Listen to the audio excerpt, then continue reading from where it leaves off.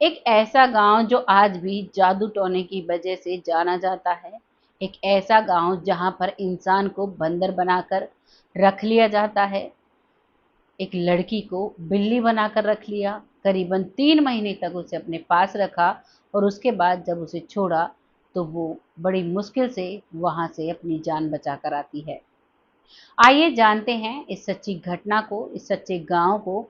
आखिर ऐसा कैसे हुआ? क्या आज के दौर में भी ऐसा मुमकिन है? जी बिल्कुल मुमकिन है। आज की जो कहानी मैं लेकर आई हूँ वो आपके सामने असम की गुवाहाटी में से 40 किलोमीटर की दूरी पर एक गांव पड़ता है जिसका नाम है मयोंग। मयोंग अर्थात माया। मयो मतलब माया, यानी कि जो माया की जाती है, दिखावटी, लोगों को अदृश्य कर देना, लोगों को पंछी बना के रख लेना, लोगों के साथ कुछ ऐसा व्यवहार करना कि वो समझ नहीं पाए किसी का। ऐसा नहीं कहती सारी बुरी चीज़ें हैं, लेकिन बहुत ज़्यादातर लोग इन चीज़ों से डरने लगे। अच्छी चीज़ें भी हैं, किसी को सर में दर्द होता है तो उसी के लिए स्पेशल मंत्र से उसको ठीक किया जाता है। किसी पर जादू टोना करना होता है तो उसका अलग से मंत्र होता है। किसी व्यक्ति को अदृश्य करना होता है तो उसका अलग से मंत्र होता है। आज की जो कहानी लेकर आई हूँ, एक ऐसे गुमनाम लड़की की लेकर आई हूँ जिसने अपने जीवन की कुछ ऐसी कहानी बताई कि वो इसको किसी को नहीं बता सकती। बस वो कहती है कि मैं इस जगह से आई हूँ और मैंने इन चीज़ों को देखा, वाक़ई में बहुत डरा देने वाला था।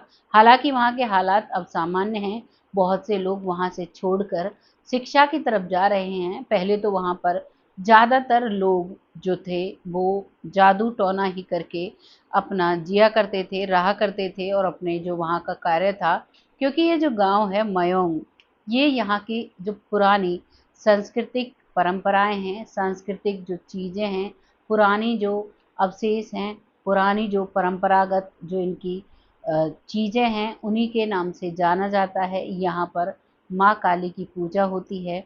यहाँ पर लोगों को ज़्यादातर तंत्र मंत्र सब कुछ आता है। लेकिन जैसे-जैसे लोग जागरूक हो रहे हैं तो लोग शिक्षा की तरफ जा रहे हैं। क्योंकि पहले समय में ऐसा होता था, किसी के साथ किसी ने जादू टोना किया तो वहाँ की महिला को ब्लेम किया जाता था और उसको समाज से बाहर निकाल दिया जाता था। उस पर बहुत ही अत्याचार किए जाते थे, बहुत प्रताड़नाएँ दी जाती थी। इन चीज़ों को आज वहाँ पर लोग समझ रहे हैं। ये तो मोटा-मोटी जानकारी थी इस गाँव की। अब वो कहानी मैं बताती हूँ जो एक महिला ने हमें लिख कर भेजी है। आज तो वो महिला है, कॉलेज के टाइम पर जब वो रिसर्च कर रही थी, तो वो इस गाँव में जाती हैं।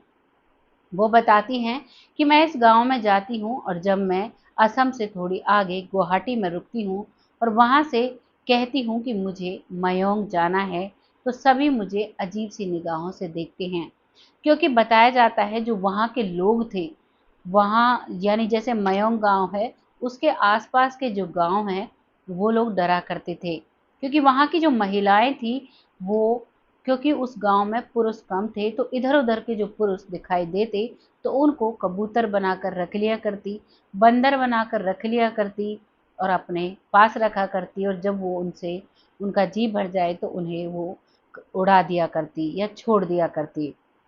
ऐसा सिलसिला, ऐसी मान्यता वहाँ थी, तो वहाँ के लोग बहुत ज़्यादातर दूर रहा करते उन गाँव के लोगों से और ज़्यादातर दूरी बनाते, लेकिन जैसे ही वो लड़की इस गाँव का नाम लेती है, तो वो लोग इग्नोर करते हैं। वो कहती है कि मुझे वहाँ जाना है, तो वो कहते हैं कि आप शाम के 4 बजे हुए हैं, वहाँ जाने में 6 आराम से बज जाएँगे और शाम के वक़्त हम नहीं चाहते उस गाँव में जाना। इस बात को सुनकर उसे थोड़ा अजीब लगता है, लेकिन वो कहती है कोई बात नहीं, सुबह तो मुझे वहाँ के लिए कोई व्हीकल मिल जाएगा। तो वो कहते हैं कि हाँ, सुबह आपको ज़रूर मिल जाएगा। वो शाम को गुवाहाटी में ही एक रूम लेती है और वहाँ पर रुकती है। रात भर सोचती है क्योंकि वो 3 लोग थे, 1 लड़का था, 2 लड़कियाँ थीं। हम रुक जाते हैं। सुबह होती है, सुबह होते ही वो वहाँ के लिए एक गाड़ी करते हैं। गाड़ी वाला उन्हें लेकर जाता है और मयोंग गाँव से थोड़ी दूरी पर उतार देता है। कहता है थोड़ी दूर है, आप पैदल जा सकते हो। वहाँ से वो पैदल पहुँचते हैं तो वहाँ देखते हैं कि वहाँ पर गाँव है, बहुत ही पुरानी चीज़ें हैं वहाँ पर। वहाँ जाकर ऐसा लगता है कि मानो दुनिया से हम बहुत पीछे चले गए हों। वहाँ वो चलती हैं, ज़्यादातर जो घर हैं पुरानी डिज़ाइन में बने हुए थे, ज़्यादातर घर खाली पड़े हुए थे। वहाँ के लोगों से जब बात करें तो वो असम की भाषा में बात किया करते थे। वहाँ असम की जो लिपि है उसी हिसाब से बात की जाती थी। और अब वो लड़कियाँ रिसर्च करती हैं, घूमती फिरती हैं, जो चीज़ें उन्हें समझ में आती हैं उन्हें अपनी नोटबुक में लिखती हैं। वहाँ के कुछ लोग इस चीज़ का विरोध भी करते हैं, लेकिन वहीं कुछ लोग जो थोड़े बहुत शिक्षित थे वो इस चीज़ को जानते हैं और वो उनकी मदद करते हैं। उनमें से एक लड़का जिसका नाम होता है राजू, वो उस लड़की के साथ मिल जाता है और कहता है कि चलिए मैं अपने गांव की सुंदरता आपको दिखाता हूँ। वो उन्हें उस म्यूजियम में लेकर जाता है जहाँ पर बहुत पुरानी धरोहर उस गांव की रखी हुई थी। वहाँ पर बहुत पुराने ग्रंथ लिखे हुए थे, वो वहाँ की असमिया लिपि में लिखे हुए थे। उन्हें दिखाते हैं जो ग्रंथ थे उनसे अलग और भी तंत्र मंत्र की बहुत सारी किताबें वहाँ पर रखी हुई थी। बहुत सारे जो लोहे के तन जो हथियार होते हैं, वो शस्त्र जो कहते हैं वो वहाँ पर रखे हुए थे।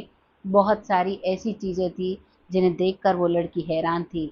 वहीं पर एक जगह भी दिखाई गई, वहाँ बताया जाता था कि पुराने समय में यहाँ पर नरबलि भी दी जाती थी। वो उसे देखकर डर जाती है, लेकिन राजू कहता है कि आज ऐसा नहीं है। आज तो हमारे गाँव के बहुत से लोग बाहर जाकर रहते हैं। हालाँकि वो अपना नाम, अपना प्रदेश नहीं बताते क्योंकि लोग इस जगह से डरते हैं, क्योंकि पुराने समय में यहाँ पर बहुत ज़्यादा तंत्र विद्याएँ, जादू टोने किया करते थे। और इस बात को सुनकर वो बहुत हैरान होती है, लेकिन वो जो उसकी रिसर्च होती है वो उसे सभी को करती है। और करने के बाद अब वो वहाँ से, क्योंकि वो वहाँ पर जो टूर उसने बनाया था, करीबन वो 1 महीने वहाँ पर रहने वाली थी, लेकिन 7 दिन में ही वो वहाँ से वापस आने का रुख करती है। वो, उसका दोस्त और उसकी जो लड़की फ्रेंड थी, वो तीनों वहाँ से आते हैं और वहाँ की जानकारी जुटाने के बाद वो जब वहाँ से आते हैं तो जैसे ही वो उस एरिया से बाहर निकलते हैं, गुवाहाटी आते हैं, तो वो अपने आप को हल्का महसूस करते हैं।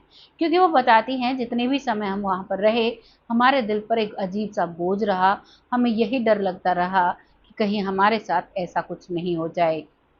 क्योंकि वहाँ के ग्रंथों में साफ-साफ लिखा हुआ था, वहाँ पर जो मंत्र बोले जाते थे, जिनमें से कुछ मंत्र हैं जो मैं आपको बताती हूँ। जैसे ये जो ओझा होते हैं, जो जादू टोने से चीज़ों को वहीं बैठकर दूर-दूर की चीज़ों को बता देते हैं, वो उस ग्रंथ में लिखा हुआ था।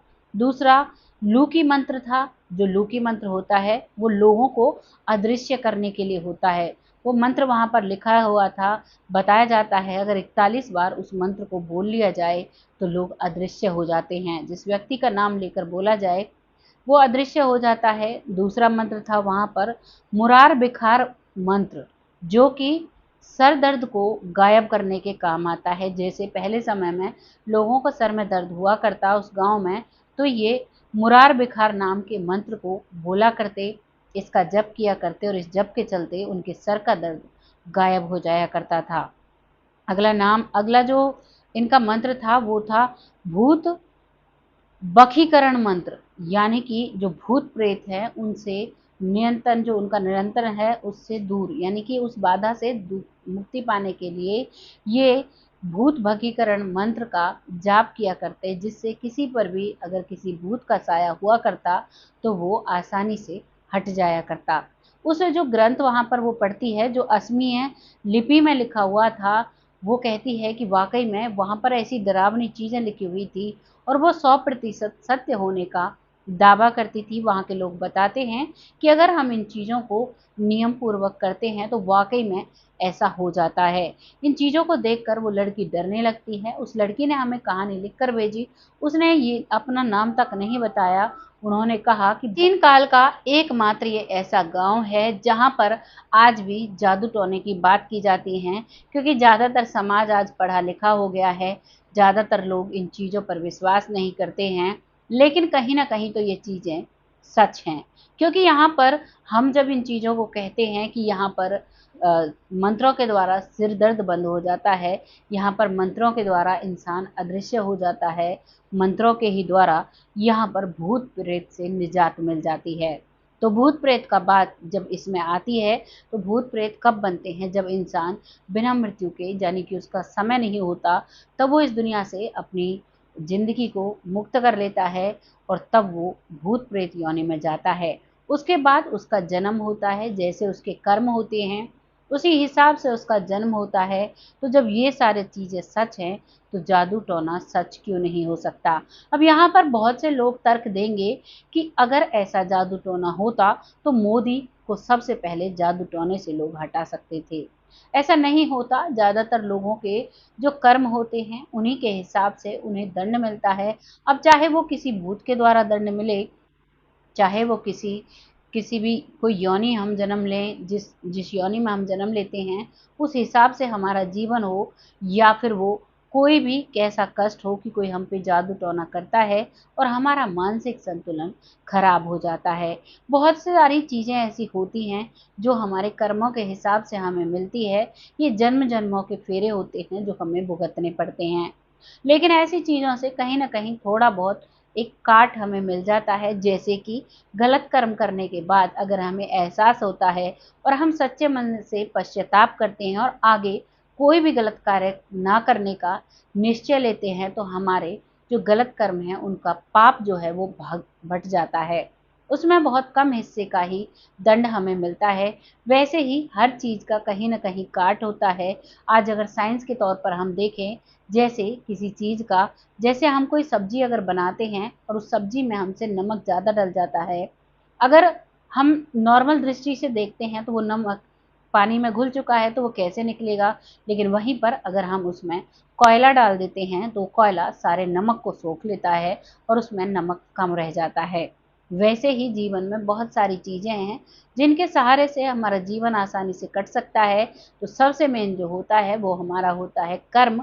अगर हमारा कर्म अच्छा रहता है तो ऐसी शक्तियों को भी हमसे भय रहता है, क्योंकि एक सच्चे इंसान का एक अदृश्य एक ऐसी शक्ति उसके साथ होती है जो किसी से भी मात नहीं खा सकती। इसीलिए अपने जीवन में सच्चाई और अच्छे रास्ते पर चलें, बहुत बेहतर रहेगा। आपको ये कहानी कैसी लगी कमेंट सेक्शन में ज़रूर बताइएगा। लोगों के साथ शेयर करिएगा। इन वीडियोस को लाने का किसी का दिल दुखाने का बिल्कुल भी कोई उद्देश्य नहीं होता। बहुत जल्द ऐसी ही किसी सच्ची और अच्छी स्टोरी के साथ आती हूँ। तब तक आप सब खुश रहें, आबाद रहें। बस यही भगवान से दुआ करती हूँ। और वो लोग जो लोग मुझे सपोर्ट करते हैं, बहुत प्यारे प्यारे कमेंट करते हैं, उनका तहे दिल से आभार व्यक्त करना चाहूँगी। ऐसे ही अपना प्यार और सपोर्ट मेरे साथ बनाए रखें। तब तक के लिए जय हिंद, जय भारत।